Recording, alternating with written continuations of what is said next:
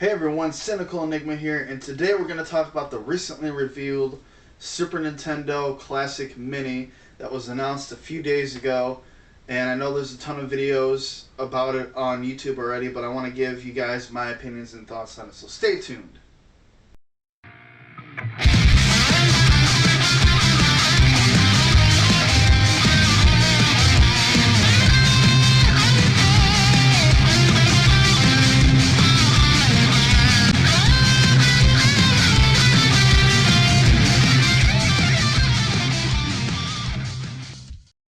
Now introducing the HD generation of 16-bit gaming from Nintendo with the all-new SNES Classic Edition. With 21 games in one little box, you can enjoy all the classics and a new game that are a bit more courageous, a bit more smart, a bit more powerful, a bit more timeless, a bit more cooperative, a bit more competitive, a bit more fast-paced, a bit more robust, a bit more advanced, a bit more action-packed, a bit lighter, a bit darker, a bit more fun, a bit more perfected, a bit more frantic, a bit more revolutionary. Coming this September 29th, Nintendo unleashes 16-bit radical times with the all-new SNES Classic Edition. Controllers sold separately. Now you're playing with power. Superpower! Alright, first of all, Nintendo unveiled the Super Nintendo Classic Mini. We all knew it was going to come sooner or later. I did not expect it to be this soon. I was kind of expecting it to be announced probably around September or late August. So they would actually get it out in time for holiday season of this year, which would be 2017.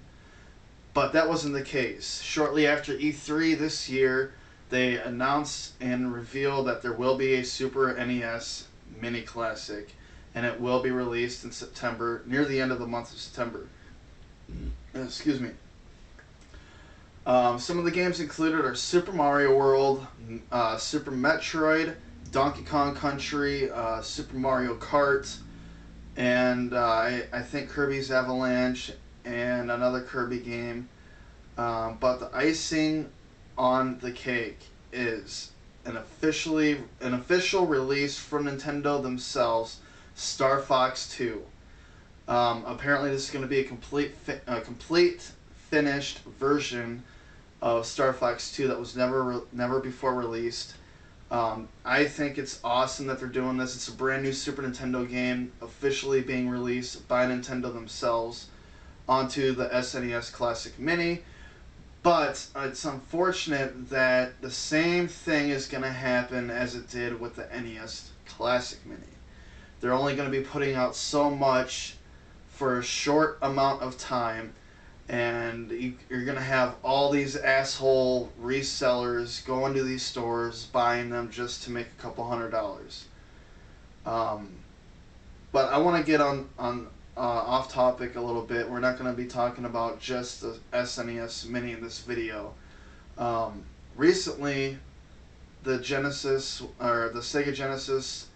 Alright, let me start this over. Recently, At Games have announced that they're going to be releasing another Sega Genesis Classic. As we all know, the At Games consoles fucking blow.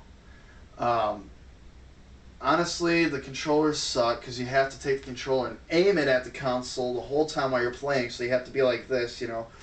I'd rather just plug in a wired controller and play it that way. But I think when they tried to do this, I thought they did an okay job for its design. But the thing is that when they put the sound chip in there, it fucking sucks. And I'm pretty sure most of you guys can agree with me on that. But I guess other kids that are growing up now that are maybe 10, 15 years younger than me are probably getting into retro gaming through that kind of thing. And not realizing, you know, the true soundtracks to the games that are being played through the At Games console. So what I went ahead and did is I made my own Sega Classic Mini, which is right here. I'm not sure, I don't remember if I did a video on this yet or not. I don't think I have. But these cases came from a website that you can get, it's like a loot box or something like that. I can't remember what it's called. I think it's Nerd Block. Yeah, it's Nerd Block. And I ended up actually having to pay $60 just for the case, for the USB hub. I didn't have a problem doing that because I knew sooner or later if I didn't hop on it now, when I actually did have the money for it, the price for just the USB hub itself would have been over $100. So I said, screw it, bit the bullet, and I got it. And I threw a Raspberry Pi 3 Model B inside of here. I know you guys are probably asking, why is there wires sticking out? Mostly everybody has like an idea of how to tuck everything inside. I couldn't figure it out, so I just said, screw it, drilled a hole right here big enough to where the wire sticks out just a little bit. And I also cut the back out a little bit so the USB, or the power, or the AC adapter for the USB is showing, along with the HDMI and the audio jack itself. It's awesome. The guy that mailed me this also mailed me a power switch that I can actually put on here and solder onto the actual board itself. I do plan on doing that, but I'm focusing on other things right now at the moment, and I'll get into that here in just a few moments. But yeah, this is a Sega Genesis Mini that I built myself, and it's pretty cool because it has 4 USB ports up front, which means I can have 4-player action. Awesome, without the multi-tap.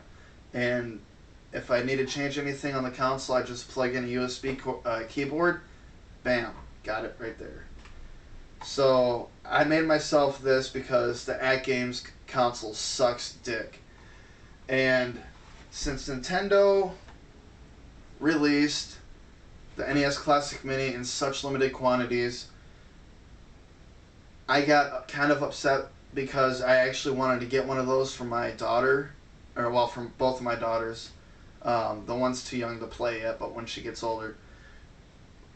So I decided, you know what? Everybody's asking like $300, $400, $500 for it brand new.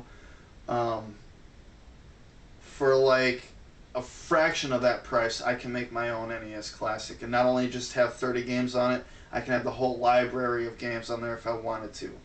So what I went ahead and did is I went ahead and ordered this awesome, like it's really well built, put together. It's called the Old School Entertainment System Pi 3 case. It's a glossy plastic. It's a glossy plastic NES case for the Raspberry Pi 3 Model B. It also fits Raspberry Pi 2 and the one before that, I believe, or something of the sort. What you would do is basically you get your screws and you also get your heat sinks. You'd set the Pi right here. You can see the holes. And then of course you put the top on. And then this front end right here that opens up for the cart slot has the USB ports for controllers. And they made it so that if you wanted to add the red power LED light, you can do so, which I think is really cool of them to actually do. Otherwise, I probably would have drilled it myself. And I do plan on putting an LED in here, the red LED, so every time it powers on, you can see the red light. The only thing is that these buttons right here are for show, but don't matter me none. As long as I got my NES Classic right here, that's all that matters. And I do plan on making these available locally, because I got a few friends that are interested. But the thing is that I'm not going to be adding any kind of games on there unless I know that they own them. And also going to have them sign a piece of paper that says that when they received the NES Classic, there were no games on the system at all. So right here, I'm going to have an NES Classic and a Sega Genesis, well, not Sega Genesis, but a Sega Classic Mini.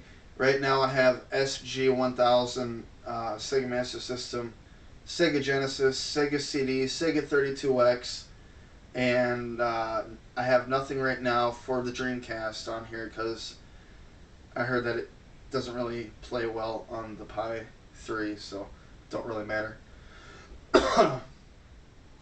But yeah, that's pretty cool. I'm going to be having both of these And I also do plan on making my own SNES Mini Classic, because there's no way in hell I'm probably going to support Nintendo with that shit no more. It's stupid. They want to make it limited. They only want to make it available for a short amount of time. And it takes away from collectors such as myself and you. And I mean, it's ridiculous anymore. I mean, yeah, you get Star Fox 2 on the SNES Classic Mini, and that is a big deal for me, especially if it's going to be the final finished version of it.